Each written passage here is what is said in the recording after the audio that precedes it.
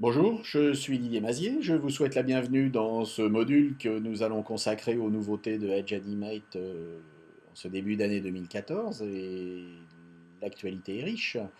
La première chose que nous avons constatée, c'est qu'une scène peut désormais être centrale, c'est-à-dire centrée dans la mise en page web à l'intérieur de laquelle elle sera insérée. Alors centrée horizontale et verticale, ce qui est beaucoup plus difficile pour ceux qui connaissent ce type de problème avec les CSS. Et puis d'autre part, ben, l'image va maintenant pouvoir être réactive, c'est-à-dire que lorsqu'on le verra dans le navigateur, quelle que soit la taille de la fenêtre dans laquelle celui-ci sera inséré, votre illustration, votre animation pourra être vue, c'est-à-dire qu'elle sera visible sur des téléphones portables comme sur tout type de périphérique mobile, type tablette. La deuxième grande nouveauté, c'est qu'il n'y a plus besoin de bidouiller avec les pistes audio. On a maintenant dans le panneau de la bibliothèque la possibilité d'importer des pistes audio, donc en cliquant sur le petit plus comme on importerait des polices, des symboles, des images, etc.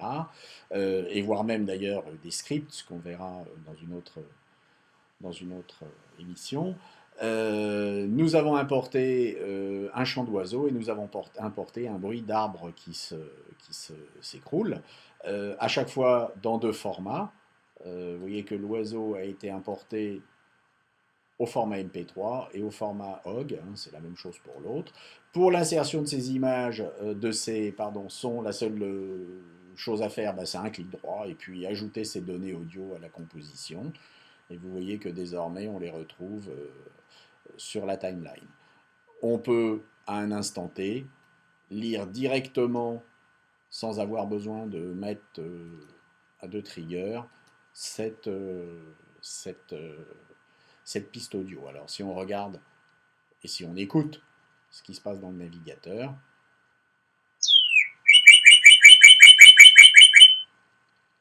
on voit que ça fonctionne très très bien. Alors faisons décoller notre petit Piaf à l'instant T1, c'est-à-dire peut-être à la fin de son chant d'oiseau, ou peut-être au milieu, on va le faire après, la fin de son chant d'oiseau. Nous allons définir sa position, et lorsque nous allons définir ici sa position, on va le remettre ici, voilà. Lorsque nous allons définir sa position, nous allons définir selon une trajectoire de mouvement avec une orientation automatique. Ce qui va nous permettre ici de ne pas avoir une position en X et en Y, mais un emplacement qui va ensuite pouvoir être modulé selon un chemin. Donc si en 1 seconde ou 2 secondes, notre petit Piaf va sortir, on va le déplacer maintenant ici pour qu'il sorte. Vous voyez qu'entre la position 1 et la position 2, vous avez un chemin. Si vous vous approchez du chemin, vous découvrez un outil que vous connaissez bien, qui est l'outil plume, vous allez pouvoir ajouter des points d'ancrage, vous allez pouvoir faire pivoter des trajectoires, et vous allez pouvoir mettre éventuellement des trajectoires à l'échelle avec les raccourcis clavier qui s'affichent ici, c'est-à-dire commande option et commande plus option. Alors si je clique ici, vous voyez que j'ajoute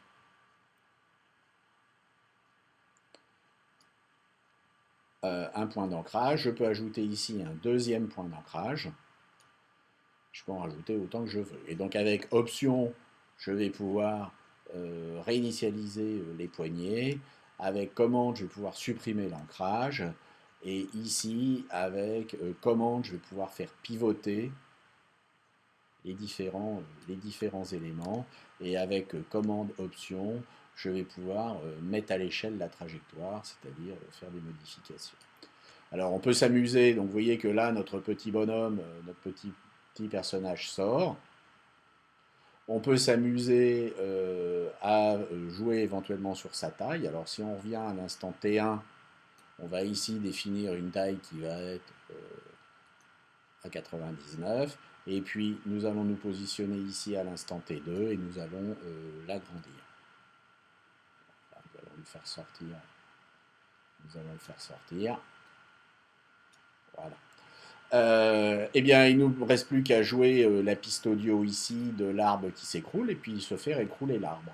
Alors, pour faire écrouler l'arbre, l'arbre est en deux morceaux en fait. Hein. J'ai un premier arbre qui représente le haut et un deuxième arbre qui représente le bas.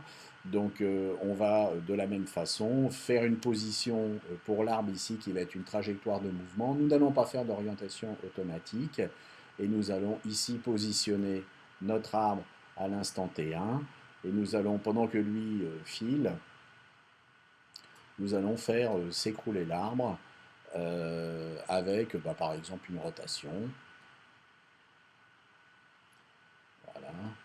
Et puis un déplacement. Alors une fois que le réglage est fait, vous voyez, l'oiseau part et l'arbre s'écroule.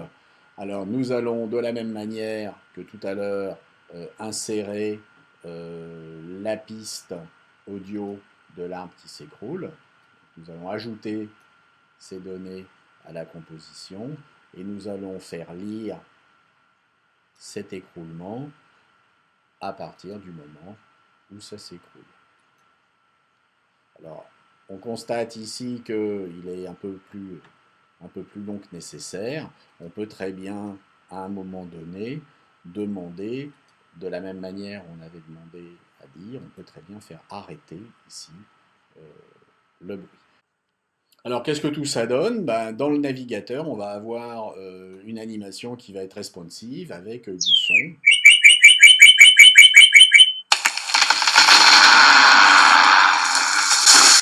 Très rapidement. Voilà, j'espère que ces nouveautés vont vous être très utiles et puis je vous souhaite de faire de super animations tout au long de cette année 2014 avec Adobe Edge Animate et vous dis à très bientôt. Au revoir.